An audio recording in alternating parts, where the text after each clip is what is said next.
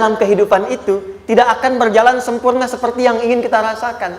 Selalu akan ada perbedaan pandangan. Ya, bahkan dalam kehidupan rumah tangga saja, ya maaf ya, Anda misalnya seorang istri mau ke sini saja mungkin masih bisa beda pandangan, warna apa untuk jilbab yang dipakai. Ya, dengan suami bisa berbeda. Papa, bagus yang mana ya? Hijau atau kuning? Ah, kayaknya yang hijau deh gitu kan. Enggak, kayaknya kuning deh gitu kan. Masih mending ada dua pilihan. Begitu dipakai pink. Bisa berbeda. Anak bisa berbeda. Jadi kesan pertama yang ingin dibangun bahwa dalam kehidupan sudah pasti akan ada keragaman pandangan. Dan yang kedua, yang tidak normal, keragaman pandangan itu boleh jadi melahirkan tindakan-tindakan yang kontraproduktif. Mungkin akan mendapatkan celaan. Allah dicela, malaikat dicela, Rasul dicela, Nabi dicela, sahabat dicela, tabi'in dicela, ulama dicela. Kita siapa yang mungkin belum menjadi bagian dari orang-orang itu dan ingin bebas dari celaan? Itu mustahil. Jelas sampai sini? Jadi kalau mendapatkan celaan, berbahagialah, berarti kehidupan kita normal. Jelas? Pernah mendapatkan celaan dalam hidup? Halo? Pernah disoal oleh orang lain? Pernah direndahkan oleh orang lain? Nah, Allah tuh memberi kesan kepada kita, jangankan engkau, Rasul yang paling mulia saja pernah mendapati itu. Tapi bagaimana seni mendapatkan ketahanan sehingga dalam dicela pun tetap tenang, dalam disoal pun tetap hatinya nyaman. Karena ketenangan itu yang membawa pikiran tenang dan tindakan yang terukur. Dan kadang-kadang ketenangan itu lebih penting bahkan dibandingkan dengan harta yang berlimpah. Seringkali saya berikan perbandingan dari sejak dulu kita belajar kan. Coba pilih mana? Saya yakin masih konsisten. Pilih mana? Kaya tapi gelisah atau miskin tapi tenang? Tidak boleh ada pilihan ketiga, saya tahu itu. Kaya tapi gelisah atau miskin tapi tenang? Pilih mana? Ya, saya tahu lah. Kaya tapi tenang. Oke, di fase ini wahyu belum turun. Nabi sudah ngajar, turun wahyu, turun al-ala, turun beberapa surah. Tiba-tiba ada masa jeda, wahyu belum turun. Sepekan belum turun. Sebulan belum turun. Disitulah muncul seakan ada amunisi bagi orang-orang yang tidak senang dengan Nabi, tidak senang dengan ajakan Nabi pada kebaikan. Ini poin yang kedua. Kalau Anda berbuat baik, pasti ada tantangan. Ingat ya, kalau Anda berbuat baik, apapun itu, pasti ada tantangan. Yang menguji konsistensi kebaikan itu apakah serius untuk dilakukan atau tidak. Maka mulai muncul tuduhan. Lihatlah, Muhammad dari ditinggalkan sama Tuhannya. Itu Muhammad dah gila tuh, naik turun bukit, naik turun lagi, kayak orang bengong. Muhammad udah ada beban di pundaknya. Jangankan umatnya, Rasulnya saja yang mengklaim Rasul, punya masalah katanya. Ya kan? Dan ditinggalkan Tuhannya, kok masih mau ikut Muhammad? Maka dalam keadaan itulah kemudian ditunggu, naik turun, turunlah kemudian dua surah sekaligus, surah 93, surah 94, yaitu surah Ad-Duha dan Al-Insyirah.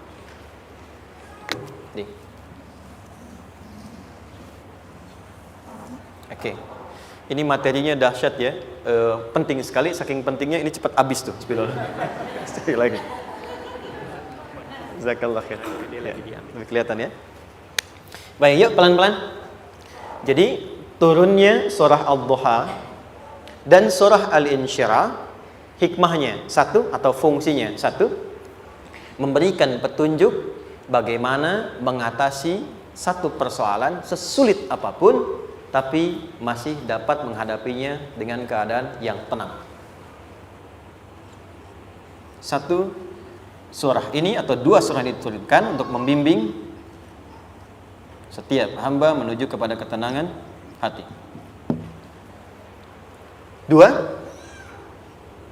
membangun kekuatan mental sehingga dalam situasi apapun dia tetap kuat mengatasi berbagai persoalan kehidupan. Nanti terapannya banyak, di bisnis ada. Nanti saya turunkan contohnya. Kadang-kadang ikut tender, sudah bagus, sudah menang, tapi proyeknya diambil orang. Ada yang begitu? Nanti ada ayatnya, ada. Nanti kita turunkan. Udah siap-siap, kan? Pengen melamar, ternyata keduluan orang, gitu kan? Udah siap-siap, pengen dapat ini, mau lulus, ternyata nilainya nggak seperti yang diharapkan. Muncul, ada, selalu ada demikian. Nanti kompleksitasnya banyak. Tapi dua surah ini kalau kita bisa kuasai artinya dengan baik, pahami dengan benar, maka akan ada sesuatu yang beda yang terasa dalam jiwa kita dan kesiapan mengatasi setiap persoalan dalam kehidupan. Yuk kita baca dulu ya supaya dapat keberkahannya dari dua surah ini. Saya bacakan, Anda ikuti ya. A'udzu billahi minasy syaithanir rajim.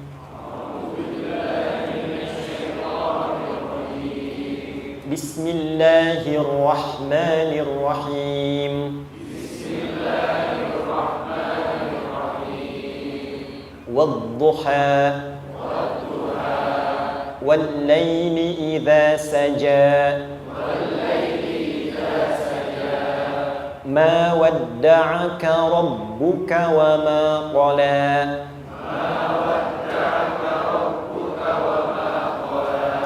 ما ودعك ربك وما قلى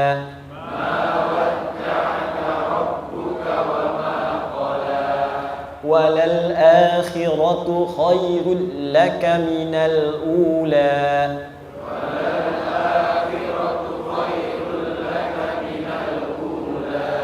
ولسوف يعطيك ربك فترضى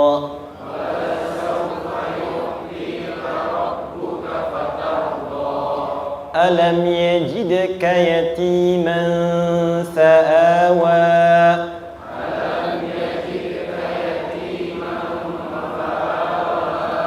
ووجدك ضالا فهدى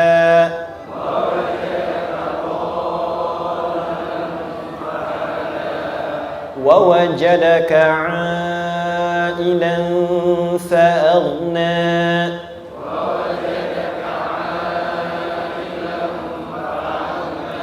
فأما اليتيم فلا تقهر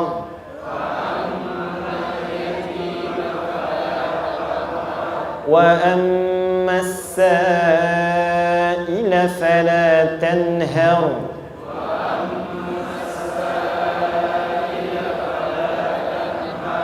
وأما بنعمة ربك فحدث.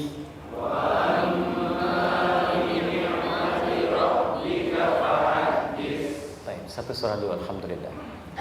Izin saya bacakan tadi untuk diikuti supaya setidaknya kalau kita pulang dan ditanya bagaimana hidupmu engkau jalani, seperti apa engkau berinteraksi dengan Quran yang telah aku turunkan, maka kita pernah menjawab, ya Allah kami pernah baca akan itu.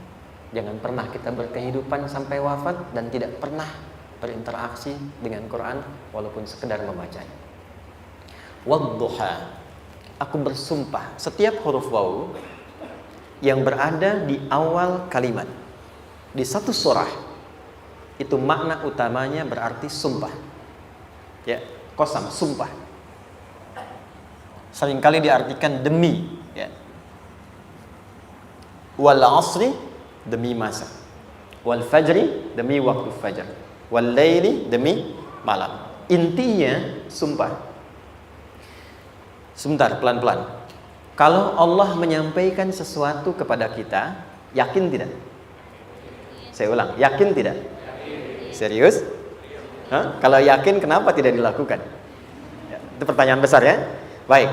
Kalau Allah menyampaikan, Allah tidak bersumpah pun, harusnya kita yakin. Tapi kalau Allah bersumpah, dalam kaidah ilmu tafsir, berarti ada sesuatu yang sangat penting, yang saking pentingnya akan sangat dibutuhkan oleh setiap hamba, sehingga diminta setiap hamba itu fokus menyimak apa yang mau disampaikan. Bahkan saking pentingnya menyimak itu, Allah bersumpah. Jelas? Kalau teman-teman menemukan di Quran ada ayat dibuka dengan sumpah, berarti ada kasih Allah yang tinggi yang akan disampaikan di ayat itu sampai meminta kita fokus untuk menyimaknya. Ad-duha, untuk memudahkan maknanya, teman-teman kalau waktu duha itu jam berapa ya? Oke, sebetulnya dimulai sejak matahari itu mulai naik, yang memantulkan ya atau menyinari cahayanya itu mulai terasa lembut. Ya, kalau misalnya kita ambil 1,5 jam setelah subuh.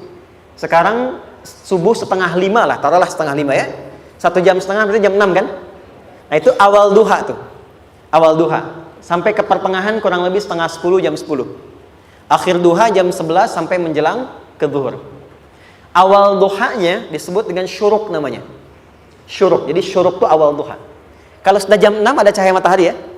Enak nggak ke tubuh kita itu? Nyaman nggak? Jam 8 enak nggak kalau berjemur ya? Jam 9 enak ya? Nah, ini kata kiasan dalam bahasa Arab. Kalau kita merasakan sesuatu yang enak, nyaman, memberikan manfaat yang banyak, itu orang Arab sering memberikan kiasan dengan waktu-waktu tertentu. Di antaranya duha. Jadi kalau kita menemukan kalimat duha, jangan langsung diartikan ke waktu duhanya.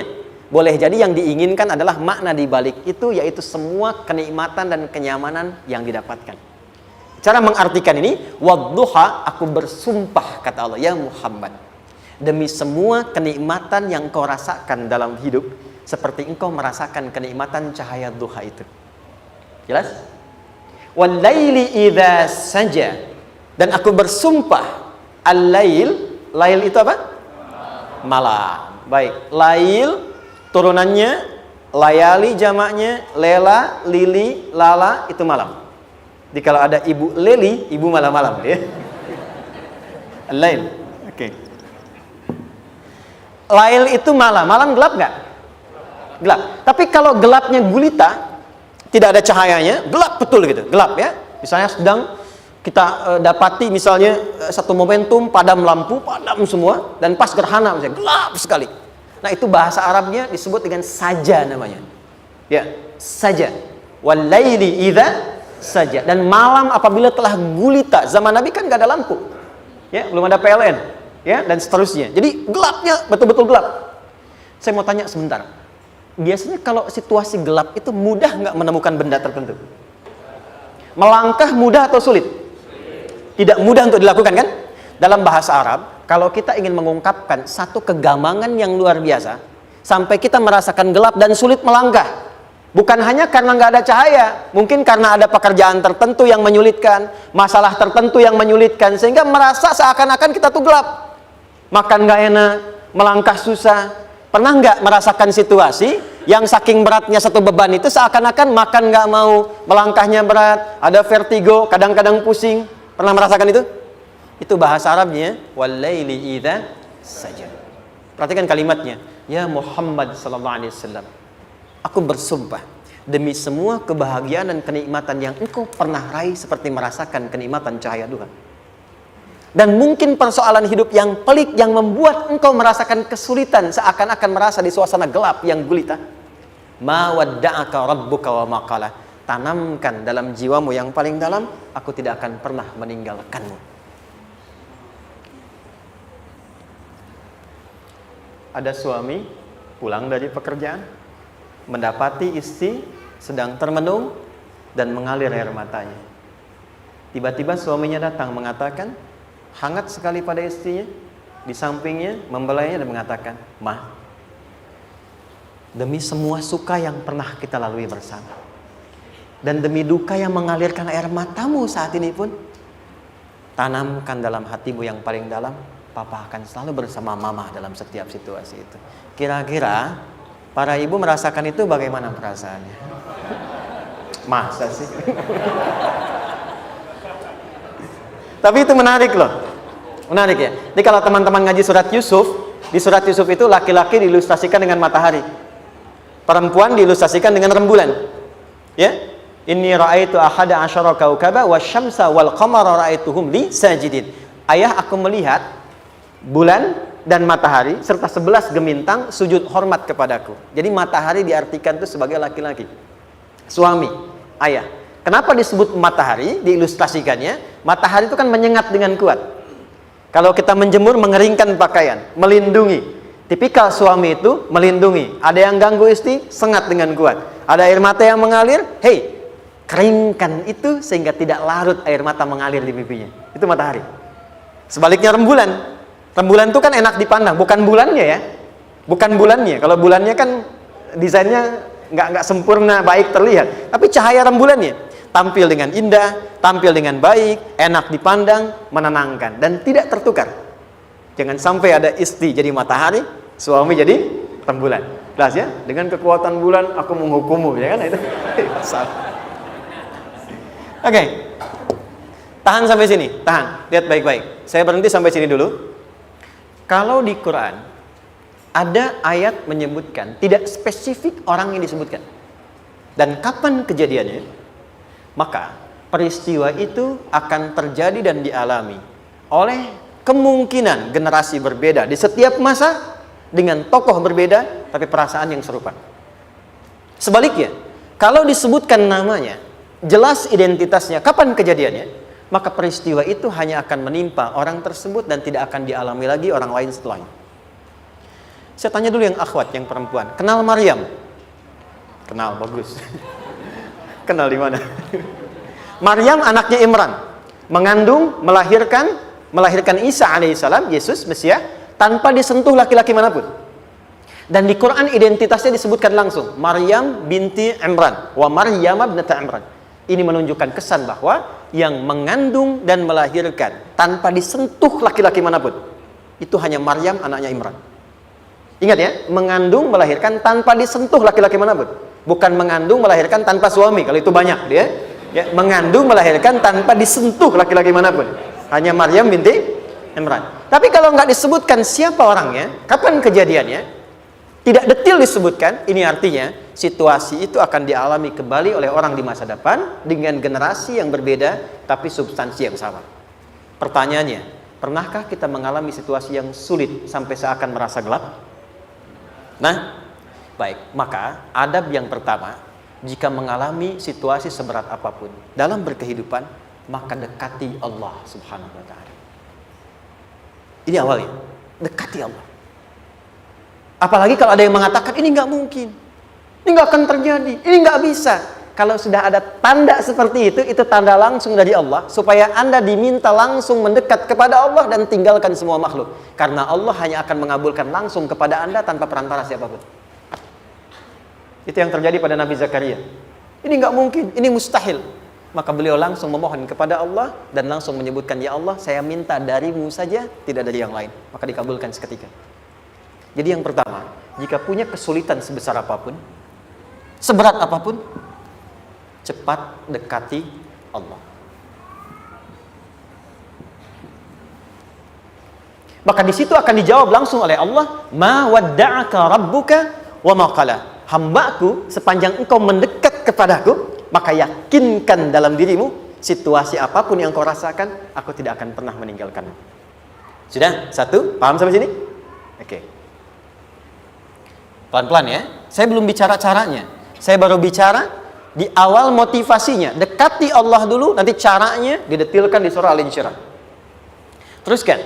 Ma wadda'aka rabbuka wa ma qala. Walal akhiratu khairul laka minal. Perhatikan. Hei, seberat-berat bebanmu saat ini, ingat, satu saat akan tuntas. Dan ini pun ujian. Kalau sudah meninggal, gak ada ujian lagi.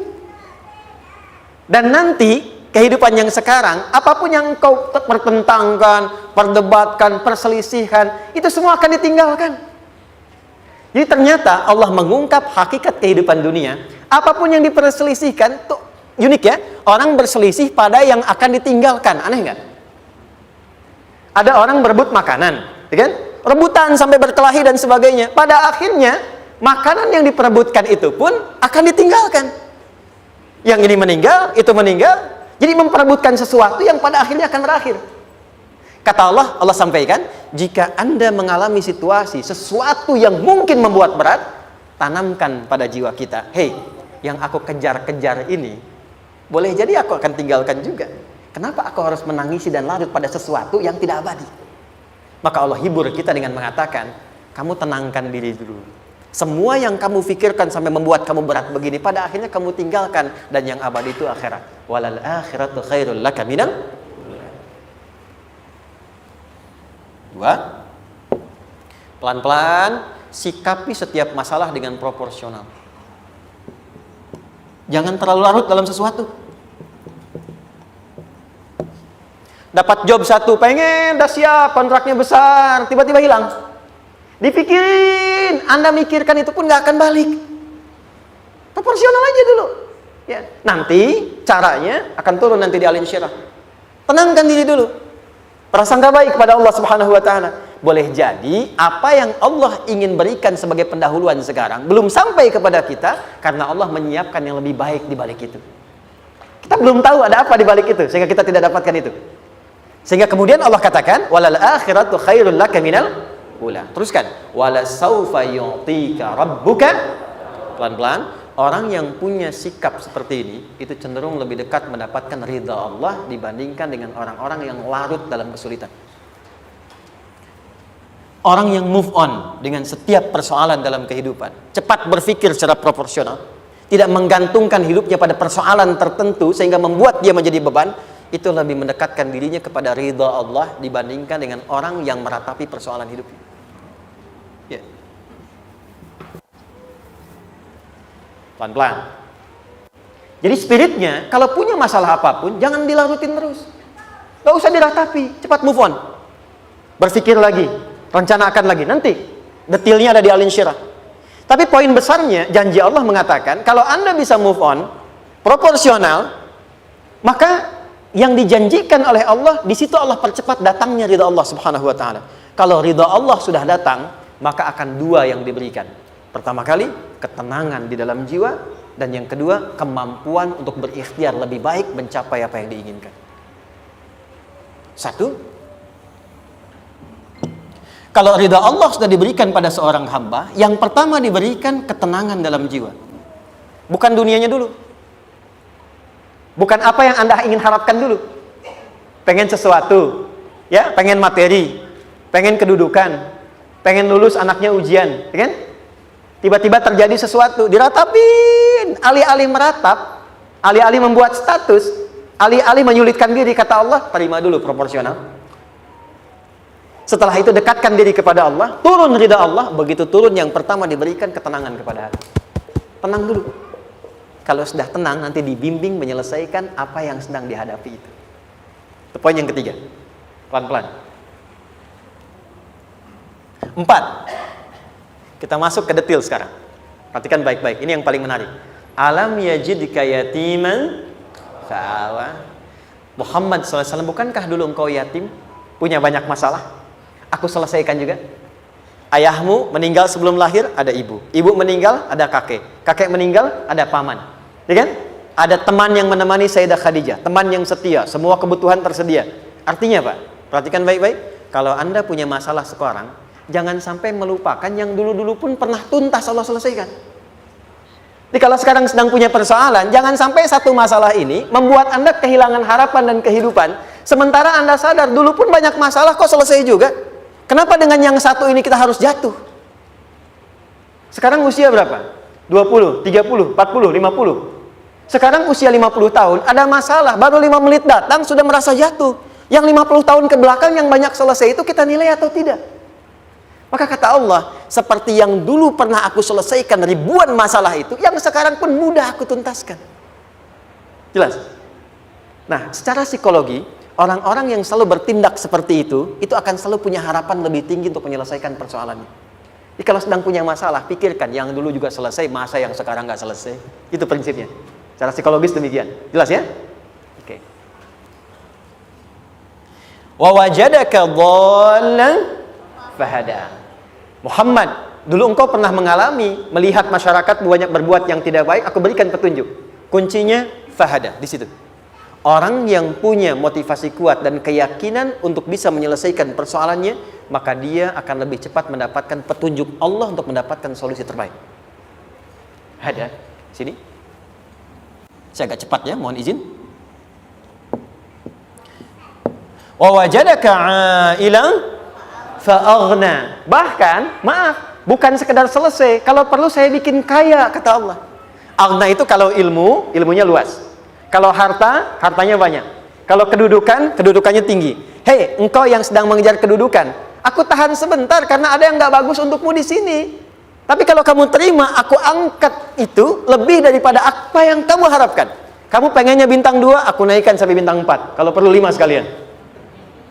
Hei, kamu yang ingin kampus di sini, aku tahan, bahasa kamu nggak lulus, kamu nangis, kamu mengadu, kamu datang pada orang tuamu. Orang tua mulai protes, mulai curhat macam-macam. Terima dulu. Mungkin di sini ada yang tidak baik seperti doa ibumu yang sering memohon, ya Allah, jangan sampai anakku berbuat yang salah, jangan sampai terjebak narkoba, jangan sampai terbawa tawuran. Di sini ada yang kurang tepat untukmu.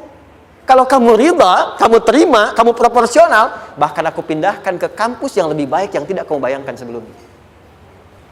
Di orang-orang yang selalu menerima apa yang Allah ujikan dan ridha dengan itu, maka Allah akan angkat derajatnya bahkan melebihi ekspektasi dirinya. Paham? Kalau sudah seperti itu, maka lihat ujung ayatnya. Lihat ujung ayatnya. Fa ammal yatima fala taqhar. Maka jangan pelit berbagi kepada orang lain. Share. Kalau sudah sukses, share. Berbagi, bukan hanya materi, bagi ilmunya, ya, bagi kebahagiaannya. Wa ammas sa'ila fala tanhar. Jangan sampai nunggu orang minta. Kalau lihat ada kawan yang butuh, sekarang Anda sukses. Tapi boleh jadi kesuksesan Anda itu tangganya dari teman-teman Anda.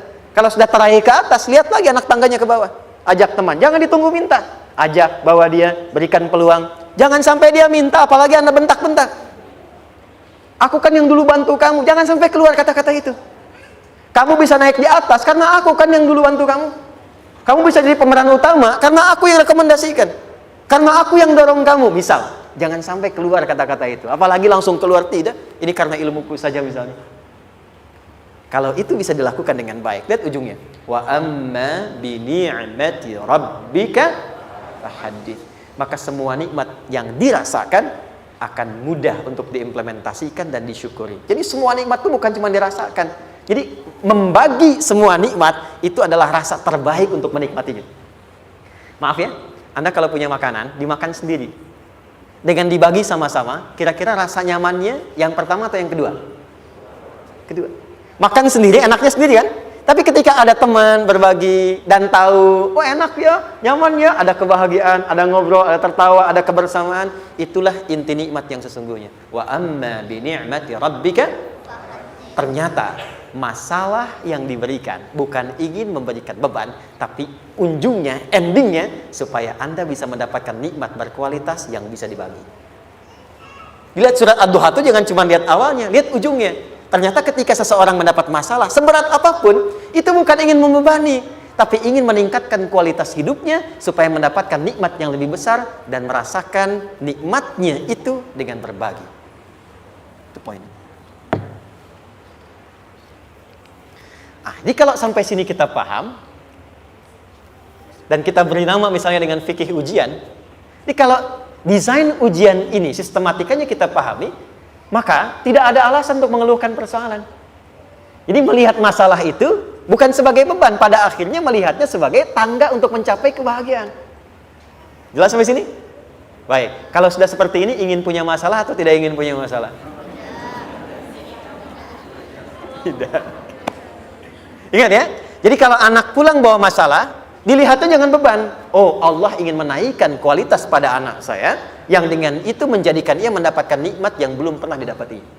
Kalau rumah tangga sedang ada masalah, jangan banyak diperseterukan, tapi direnungkan sejenak. Oh, Allah ingin meningkatkan kualitas rumah tangga ini, sehingga kita bisa mendapatkan nikmat yang tidak pernah didapati sebelumnya. Makanya nikmat berumah tangga itu yang terbesar, selalu bertambah ketika menyelesaikan masalah. Silahkan cek. Kalau sedang ada masalah berseteru kan? Tapi setelah selesai kan jadi lebih nikmat ya? Ya?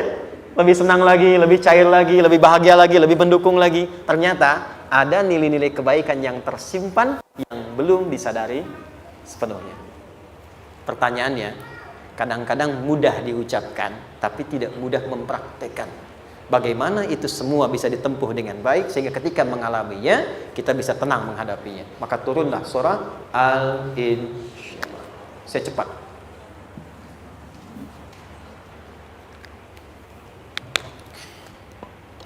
Teman-teman, ini apa? Kelas ya? Baik, pelan-pelan sedikit. Kira-kira volumenya besar kecil? Kecil ya? Baik. Kalau saya bandingkan dengan gayung, volumenya besar mana? Gayung ya? Baik. Kalau ini saya perlebar, sehingga bisa memasukkan apapun ke dalamnya, itu bahasa Arabnya disebut dengan insyirah namanya. Jelas? Meluaskan sesuatu sehingga terlihat lapang, sehingga memudahkan setiap hal masuk ke dalamnya. Itu insyirah namanya. Surah ini diberi nama dengan surah Al-Insyirah, yang berarti sesuatu yang lapang, yang tenang, yang nyaman. Yang diharapkan dengan keadaan hati yang lapang, nyaman, tenang itu, segala persoalan yang dihadapi dalam kehidupan akan mudah diterima dan tidak berdampak besar dalam menyikapinya. Maka bagaimana kemudian Allah memberikan turunan-turunan petunjuk supaya apa yang diharapkan ini bisa tercapai? Satu, izin mengilustrasikan. Saya kasih cerita sebentar. Ada seorang anak muda, kisah ini sangat viral, hampir setiap kita bisa mendapatinya. Datang kepada seorang kakek tua di sisi danau yang jernih sekali airnya. Dia berkeluh kesah tentang persoalannya. Dia katakan, saya punya masalah begini. Berat sekali terasanya. Kakek itu kemudian permisi, dia hanya membawa 2 genggam garam. Kemudian beliau bawa 1 gelas, ilustrasinya seperti ini.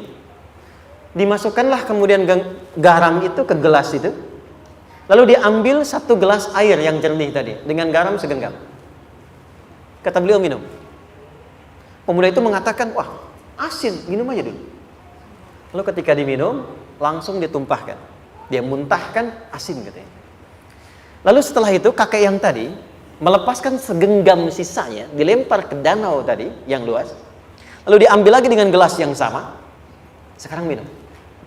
Bagaimana rasanya? Segar, enak, nyaman. Itulah hatimu. Kalau hatimu sempit sesempit gelas ini, maka masalah sekecil apapun akan selalu menghadirkan kesulitan seperti engkau menelan garam tadi. Tapi kalau hatimu luas, sebesar apapun masalah, tidak akan pernah berdampak pada dirimu kecuali engkau mampu menyusun rencana untuk mengatasinya. Kelapangan hati yang membuat diri kita mampu menerima persoalan apapun, itu yang disebut dengan insyirah. Makanya dulu tahun 90-an ada sinetron Hati Seluas Samudra gitu ya. Saya pernah tahu itu. Sama anaknya diapa-apain juga, masih aja ya menerima gitu. Dulu siapa ya? Jeremy Thomas dan lain-lain ya. Saya kira ada itu. Ya, saya kira itu ya. Saya pernah lihat sejenak ya. Saya jarang-jarang nonton itu. Pernah lihat aja. Saya senang riset. Jadi kalau riset itu ada riset dakwah, ada riset materi. Saya teman-teman yang musik gitu ya. Saya tidak terlalu dekat dengan musik karena saya di Quran gitu. Tapi untuk mengetahui hukum musik itu bagaimana, saya riset. Sampai ke notasi saya tahu. C, D, F, G, A, B, C, G, A, B, C, D, F, G, D, F, G, A, B, C, D, A, B, C, D, F, G, A, F, G, A, B, C, D, E, B, C, D, E, F, G, Ais, B, F, G, Ais, B, C, D, Ais, Fis, C, D, Ais, Fis, G, Ais, Bis, Cis. Gitu kan ya? Ya, tapi kalau diminta piano, gitar, ini saya nggak bisa. Ya, tapi untuk menentukan hukum, nah kita bisa paham gitu. Misalnya boleh nggak baca Quran pakai langgam Jawa gitu kan? Nah hukumnya apa? Nanti dari teori itu muncul. Ya, paham ya? Nah, oke, balik sini. Perhatikan baik-baik. 1, saya agak cepat. Ini ditafsir langsung turun Al-Insyirah. Yang pertama, alam nashrah laka sadrak wa wada'na anka wizrak alladhi anqadha dhahrak. Tahan sampai sini dulu, 3 ayat. Saya mulai dari ayat kedua dan ketiga. Perhatikan baik-baik. Wa wada'na anka wizrak alladhi anqadha dhahrak. Artinya apa? Artinya satu beban yang diletakkan di pundak yang berpengaruh kepada semua bagian tubuh. Kita pernah melakukan atau melihat yang angkat beban ya? Beban kan semakin berat diangkat, semakin terasa ke bagian-bagian tubuh ya, ke semuanya. Nah, itu namanya wizrak alladzi anqadha dhahrak. Beban yang dipikul yang berat sekali sampai semua merasa. Makanya jadi satu ungkapan dengan mengatakan dia sedang memikul beban yang sangat berat. Sampai kepalanya pusing, tidur nggak nyaman, miring kanan, miring kiri. Itu namanya ya alladzi anqadha dhahrak. 1. Saya percepat, akan ada satu masa dalam hidup setiap hamba merasakan satu persoalan yang seakan-akan beban berat yang dipikul sampai merasa kesulitan dari ujung kepala sampai ujung kaki. Siapapun itu. Jujur ya, setiap kita tanyakan pada diri sendiri. Setiap kita yang ada di sini, saya yakin pasti pernah atau bahkan akan mengalami satu peristiwa yang merasakan beban berat sampai seakan-akan ujung kepala sampai ujung kaki merasakan sakitnya. Ada yang sudah mengalami atau bahkan nanti akan ada yang melalui. Perhatikan baik-baik. Teruskan ayatnya. Wa rafa'na laka. Perhatikan. Kalau ada yang sedang merasakan itu, yakinlah kata Allah, pada saat itu sesungguhnya Allah sedang mengangkat derajatnya dan meningkatkan kualitas hidupnya untuk mencapai sesuatu yang istimewa yang belum pernah diraihnya. Dari sini kita buat persamaan. Ujian, perhatikan, berbanding lurus dengan harapan, banding lurus dengan solusi nanti pada akhirnya. Fokus. Lulus di sini, insya Allah setiap persoalan akan lebih mudah untuk diatasi. Ujian, seberat apapun yang sedang kita alami, tidak akan pernah diberikan kepada kita oleh Allah, kecuali ternyata hikmahnya untuk mengabulkan harapan-harapan besar yang sebetulnya kita mintakan. Jujur ya, setiap kita kan sering punya permohonan ya, sering berdoa ya. Ya Allah minta ini, minta itu, minta ini, minta itu, gitu kan? Nah, cara Allah mengabulkan harapan kita itu, yang pertama, jalurnya lewat ujian. Karena semua kesuksesan itu, desain dasarnya adalah melewati ujian. Coba, anak-anak kita yang sedang sekolah itu, apa mungkin diwisuda dengan penuh kebahagiaan kalau nggak mengalami ujian? Lewat ujian dulu kan? Dia belajar dulu, ujian dulu, ngatasin soal dulu, lulus, baru wisuda. Apakah mungkin akan dapat IPK 4 yang diharapkan kalau tidak mengalami ujian? Belajar dulu, ya kan? Ada waktu, sempat dia bangun malam, siang, dan seterusnya, belajar, keringat, dan sebagainya, baru bahagia kan? Dan ternyata belajar itu untuk diwisuda. Sebab kalau kita tidak belajar, mustahil dapat wisuda. Kalau tidak lewat ujian, mustahil dapat ijazah. Karena ternyata harapan itu, hukum dasarnya dalam berkehidupan, bisa diraih dengan melewati ujian. Ini poinnya. Jadi mohon, kalau sedang mengalami sebuah peristiwa dan kita harus menghadapi itu, coba renungkan, sebetulnya pernah berdoa apa sampai kita mengalami itu, sehingga dengan jalan itulah sebetulnya Allah ingin mengabulkan harapan yang dulu pernah kita mintakan. Jelas? Oke, satu. Yuk turunkan rumusnya pelan-pelan. Quran surah kedua ayat 286. Ini kesini dulu, baru nanti kita balik lagi. 2 Al-Baqarah ayat 286. La yukallifullahu nafsan illa usaha. Tahan sampai sini. Lihat baik-baik. Hukum yang pertama. Hukum pertama. Allah tidak mungkin menguji seorang hamba di luar batas kemampuannya. Di kaidah yang pertama tadi, kalau kita sedang diuji, sebetulnya ada harapan dan doa yang pernah kita mohonkan dan Allah ingin mengabulkan itu, jalan pertama adalah ujian. Tapi adilnya Allah, tidak akan pernah kita diuji kecuali sesuai dengan kemampuan kita. Jadi kalau nggak mampu, nggak mungkin diberikan ujian. Ingat ya, kalau tidak mampu, tidak mungkin diberikan ujian. Artinya harapan yang kita mohonkan pun akan sesuai dengan kemampuan kita. Jadi kalau kita minta sesuatu nggak mungkin bisa menggunakannya, nggak akan dikasih. Nah, balik ke sini untuk memberikan ketenangan kepada hati kita. Kalau sedang menerima persoalan, setelah kita mengatakan, oh ini mungkin ada harapan yang ingin saya dapatkan, jalannya lewat sini. Untuk memberikan ketenangan kepada hati, begitu persoalannya tiba, langsung katakan pada diri kita, saya pasti bisa menjalaninya. Mustahil saya diuji kalau nggak mampu menjalaninya. Itu bahasa singkatnya. Ingat ya? Kalau ingin mudah menyelesaikan persoalan, kata Quran, setiap ada ujian, langsung katakan pada hati kita, insya Allah bisa. Gak mungkin saya diuji kalau saya gak sanggup. Jelas? Dan tanamkan itu pada hati yang paling dalam. Ini gak mudah. Kalau cuma disimpan di pikiran, jadi beban. Tapi kalau Anda tanamkan dalam hati, seberat apapun masalahnya, pasti saya sanggup. Pasti saya bisa. Pernah lihat dulu ada acara 90-an Benteng Hattori? Oke? Benteng Takeshi ya? Takeshi ya? Gitu kan? Artinya kan bisa jawab ya. Kita tahu Ninja Hattori mendaki gunung, lewati lembah ya tahu ya. Son Goku, Son Gohan, apa? Saya tahu itu. Son Goku, Kamehameha, Piccolo itu yang nulisnya Suzuki Watanabe, saya tahu itu. Benteng Hattori, balik lagi ya. Benteng Takeshi ya. Puncaknya kan main pakai itu kan, pakai tank ya dan sebagainya. Tapi pernah ingat gak satu episodenya itu? Begitu akan bertarung, kan selalu ada motivator di sampingnya itu mengatakan, ayo kamu bisa, gitu kan? Wah, namanya. Dia nggak ngaji Quran tuh, kita punya ayatnya. Pernah nggak? Buka lagi ya dulu ya. Oke. Korea, kenapa bisa nyusul Jepang? Salah satunya, waktu Jepang itu maju, setiap di Korea itu ditanamkan dari mulai anak-anak TK-nya. Kita harus lebih daripada Jepang. Sejak anak-anaknya TK. Itu ditanamkan betul. Kita bisa, kita dari TK. Sehingga ketika di sana bikin Honda, sini Hyundai. Hyundai kan dibacanya Hyundai, kan? Sana Honda, sini Hyundai gitu. Di apapun yang dibuat Jepang, Korea harus lebih unggul. Itu ditanamkan dari awal. Bisa. Kita itu sekarang punya ayatnya. Jadi kalau sedang punya masalah seberat apapun, katakan pada diri kita, insya Allah bisa. Gak mungkin diuji kalau nggak sanggup. Bisa insya Allah. Bisa. Kenapa mah? Bisa. Jelas? Oke. Sudah di situ teruskan. Lanjutkan. Warafa'na laka dzikra. Teruskan. Fa inna ma'al usri. Nah, ini poin terbesarnya. Fa inna ma'al usri yusra. Fa huruf yang menunjukkan sesuatu berlangsung dengan cepat. Inna di ilmu nahwunya berbunyi begini, di gramatikal bahasa Arab. Harfun nasbin wa taukidin.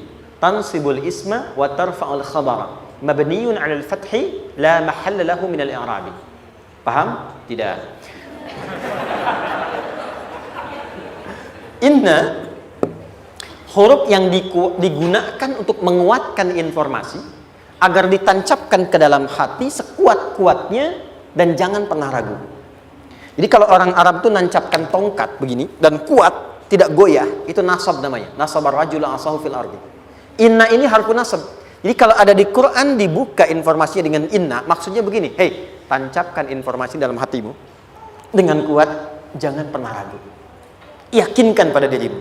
Apa yang harus diyakinkan? Ma'al usri yusra. Inna ma'al usri yusra. Usrun sama dengan yusrun. Lari ke sini. Oke. Apa artinya usrun? Sulit. Oke. Sulit itu ada dua. Ada sa'bun, ada usrun. Kalau kesulitan yang relatif, kata si A sulit, si B mudah, itu sa'bun namanya. Contoh, kata si fulan, bahasa Jepang susah. Padahal kata yang lain tidak. Saya ke Jepang, anak-anak kecil begini bisa bahasa Jepang gitu kan. Bagi mereka mudah gitu ya. Saking mudahnya gitu. Kata shiwa gitu. Anak-anak kecil, bagi mereka mudah, bagi kita belum tentu. Itu sa'bun. Innal lughatal yabaniyah sa'bah. Relatif. Tapi kalau kesulitan yang sifatnya mutlak, semua orang mengatakan sulit. Maaf, bawa mobil, sulit atau mudah? Bukan mengendarai ya, bawa mobil, bawa. Sulit ya? Sulit ya? Baik, sepakat sulit semuanya. Nah, itu dalam bahasa Arab dikenal dengan usrun. Kesulitan yang semua sepakat bahwa itu susah. Sulit, semua sepakat. Dan ketika ada orang bicara, aku sedang punya masalah begini. Semua mengatakan, wah itu nggak mudah, itu nggak mudah. Itu usrun namanya. Lawannya, kemudahan yang relatif disebut sahlun. Tapi kemudahan yang semua sepakat bahwa itu mudah, itu yusrun namanya. Mengangkat spidol, semua mengatakan mudah, ringan. Itu yusrun namanya. Perhatikan, Allah tidak memasangkan sa'bun dengan sahlun, tapi memasangkan usrun dengan yusrun. Orang-orang yang punya keyakinan kuat, setiap persoalan itu akan selesai. Dan dia mengatakan pada dirinya, aku bisa melewatinya. Maka, perhatikan kalimat kata Quran. Inna ma'al usri yusran. Sesulit apapun masalah yang sedang dia alami, maka Allah akan datangkan solusi semudah-mudahnya yang bisa dia nikmati. Dengan kata lain, kalau kita bawa ke bahasa psikologi, kalau sedang menghadapi persoalan seberat apapun, selain kita mengatakan, ini pasti bisa saya lalui, saya insya Allah sanggup mengatasinya, katakan pada diri kita, ini pasti selesai. Pasti ada solusinya, pasti mudah. Katakan, walaupun memang solusinya belum datang, tapi tenangkan pada diri kita dengan mengatakan, inna ma'al usri yusra. Bahasa psikologinya, katakan pada diri kita, ini pasti selesai. Gak mungkin gak selesai, pasti ada solusinya, pasti mudah. Itu lebih memberikan harapan pada diri kita untuk menuntaskan persoalan dibandingkan dengan meratapinya. Jelas? Teruskan. Fa inna ma'al usri. Kalau masih ragu kata Allah, katakan lagi sekali lagi. Sampai hati kita merasa nyaman. Jadi kalau sedang punya persoalan seberat apapun, tanamkan pada diri kita, pasti selesai. Belum nampak, insya Allah pasti selesai. Gak mungkin diuji kalau gak ada solusi. Itu lebih memberikan harapan. Setelah itu, fa'idha faraghta, mitigasi masalahnya, mitigasi persoalannya. Tuliskan, ini masalahnya apa? Rumah tangga.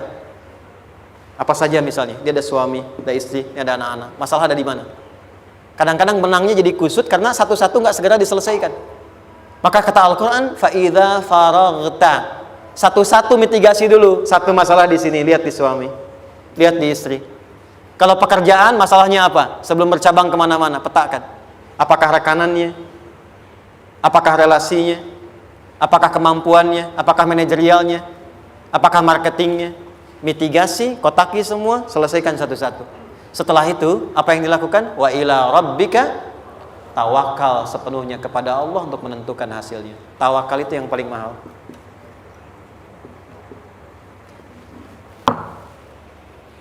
Anda kalau nggak punya kepasrahan, stres. Karena selalu memikirkan apa yang mau dikerjakan dan selalu orientasi pada hasil. Kita punya tawakal. Kalau kita mampu menyerahkan sesuatu, gini. Di sini ada orang yang paling jago misalnya main basket. Ada pertandingan basket. Begitu dibuka, udah tim musyawarah serahkan aja pada si fulan. Kan? Dia yang paling jago, dia. Bukankah dengan menyerahkan itu bukan hanya kita berikan sebuah tugas, ya kan? Tapi dengan itu ada kelapangan tersendiri kan? Yakinlah sukses, ini paling hebat. Pernah ada perasaan gitu? Sekarang, siapa yang paling mampu menguasai? Siapa yang paling hebat menyelesaikan segala hal? Siapa yang punya segalanya? Bukankah Allah? Orang-orang yang punya tingkat tawakal yang tinggi. Maka, satu, dia akan lebih stabil keadaan mentalnya dan tidak akan pernah gelisah dengan kekecewaan. Gak ada kecewa. Karena tawakal itu kalau sudah kepasrahan pasti menerima hasil. Kalau sudah tawakal, terserah Allah tetapkan apa saja. Mau dapat sekarang, dapat besok, dapat nanti. Puncak yang paling tinggi, tugasmu hanya berikhtiar semampu yang bisa dilakukan. Selanjutnya biarkan Allah menetapkan apa yang menjadi bagian dari maslahat kehidupan kita. Saya tutup. Cara Allah menjawab harapan kita ada 3. 1. Memberi langsung apa yang kita mintakan. 2. Menunda itu sampai kita siap menerimanya. 3. Mengganti apa yang kita inginkan dengan apa yang kita butuhkan. Saya ulang ya. 1. Memberi langsung apa yang kita mohonkan. Misal, ya Allah saya ingin A misalnya, anak saya pengen ke ITB. Tapi nggak mungkin tiba-tiba langsung masuk ITB kan? Pasti lewat ini dulu kan? Ada ujian dulu, ikut tes dan seterusnya diterima sesuai. 2, kadang menunda sesuatu sampai dia sanggup menjalaninya. Anda punya anak usia 5 tahun, pengen diberikan motor. Anda mampu untuk memberi motor, dikasih nggak? Tidak. Sampai dia sanggup mengendarai motor, baru Anda berikan. Terkadang ada yang kita minta sekarang, tidak didapati sekarang. Tapi ternyata tahun depan kita dapat.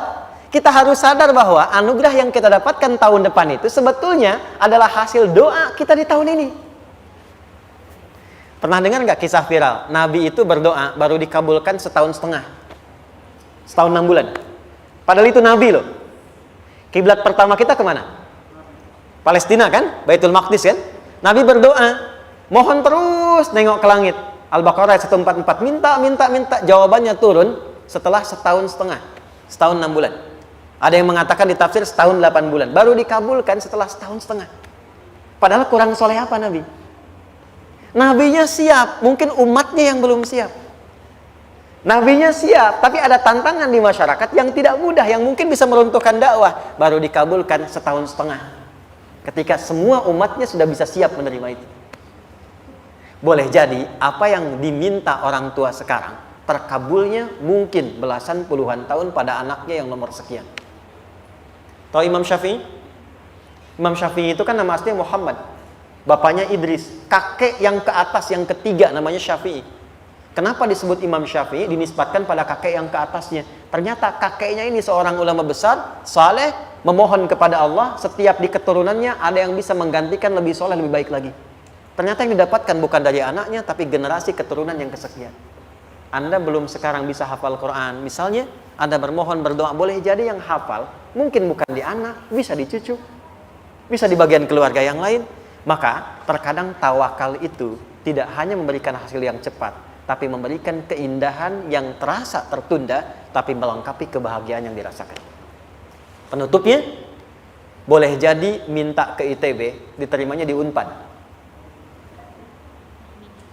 Minta motor, dapatnya mobil. Kalau itu senang, luar biasa. Minta mobil, dapatnya motor, gitu kan? Ternyata kadang-kadang desainnya yang terakhir, saya tutup, Allah mengabulkan apa yang kita butuhkan, bukan apa yang kita inginkan. Anak Anda sakit, dibawa ke dokter, kata dokter jangan dulu makan jeruk. Maka Anda pulang, dia minta jeruk, Anda berikan apel. Saya nggak mau apel mah, saya pengennya jeruk. Nggak apa-apa nah, ini apel rasa jeruk misalnya kan? Anda berikan. Ternyata apa? Bukan ingin menyakiti dan tidak mengabulkan keinginan anak, tapi lebih memberikan apa yang dia butuh. Kadang-kadang maaf ya, teman-teman mintanya proyek A, udah capek, di situ nggak dapatnya di yang lain. Teman-teman, itu Allah berikan sebetulnya hasil ikhtiar Anda yang sebelumnya. Cuma dikasih yang lebih baik, yang tidak Anda pernah bayangkan.